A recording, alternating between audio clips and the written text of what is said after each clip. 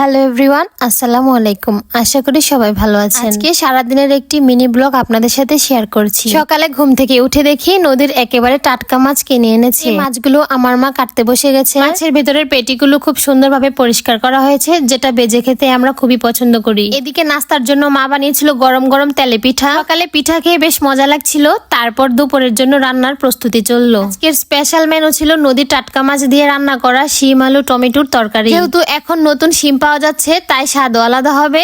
এর সাথে ছিল মসুর ডাল আর মাছের পেটি ভাজি। আচ্ছা, আরেকটা কথা বলি, আমি যদি প্রতিদিনের মিনি ব্লগ আপনাদের সাথে শেয়ার করি আপনাদের কাছে কেমন লাগবে অবশ্যই কমেন্ট করে জানাবেন। আপনাদের ভালোবাসা ও সাপোর্ট পেলে এরকম প্রতিদিন মিনি ব্লগ শেয়ার করবো। এদিকে কথা বলতে বলতে সব কাটাকাটি শেষ করে মা রান্না বসালেন। এদিকে মাছের তরকারিটা রান্না করছে আর অপরদিকে ডাল রান্না হয়ে এলো। আর মাছগুলো আগে থেকে ভেজে রেখেছিল। নদীর টাটকা মাছ দিয়ে তরকারি রান্না করলে সেটার স্বাদই আলাদা হয়। তরকারি কষানো হলে টমেটো দিয়ে দিচ্ছে। সামনে যেহেতু শীতের সিজন আসতেছে তখন তো অনেক সবজি খাওয়া যাবে। আচ্ছা, শীতের দিনে এটাই ভালো লাগে যে অনেক রকমের সবজি পাওয়া যায় আর টাটকা টাটকা সবকিছু খাওয়া যায়। শীতের দিনে সবজিগুলো আমার বেশ পছন্দের। ডালটা তো প্রায় হয়ে এলো আর এদিকে তরকারিটা কষানো হয়ে ঝোল দিয়ে দিল আর মাছগুলো দিয়ে দিল একে একে। সবকিছু যেন ঠিক আছে, তবে আমি তো মাছ খাই না। আমি হাতে গোনা দুই একটা মাছ ছাড়া অন্য কোনো মাছই খাইতে পারি না। একে একে মাছের তরকারি ডাল রান্না হয়ে গেল আর মাছের পেটিগুলো মোচমোচে ভেজে নিলেন। রান্না বান্না শেষ হলে গোছল শেষ করে আমরা সবাই মিলে দুপুরে খাবার খেতে বসলাম। প্রথমেই খেলাম মাছের পেটি ভাজি।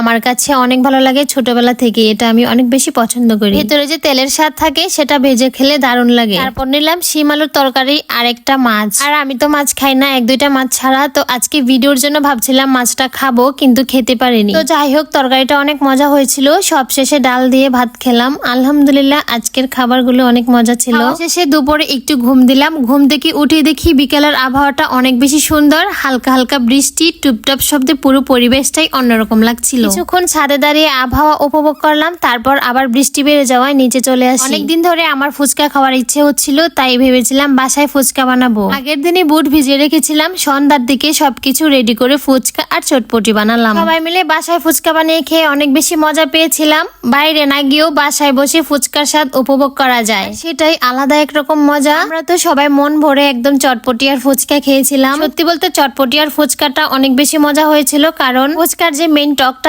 এটা একটা রেসিপি দেখে করেছিলাম। আসলে অনেক বেশি মজা হয়েছিল, মনে হচ্ছিল না যে বাসায় তৈরি করেছি। পুরো দিনটাই বেশ ভালোভাবে কেটেছে। আলহামদুলিল্লাহ, সবকিছুর জন্য কৃতজ্ঞ। আমার আজকের এই মিনি ব্লগটি আপনাদের কাছে কেমন লাগলো জানাতে ভুলবেন না। আর যদি ভালো লেগে থাকে তাহলে অবশ্যই আমার পেজটি লাইক করবেন, আরেকটা শেয়ার করবেন। আজকের ভিডিও এই পর্যন্তই। আবারও অন্য কোনো ভিডিওতে দেখা হবে। সেই পর্যন্ত ভালো থাকবেন, সুস্থ থাকবেন। আল্লাহ হাফেজ।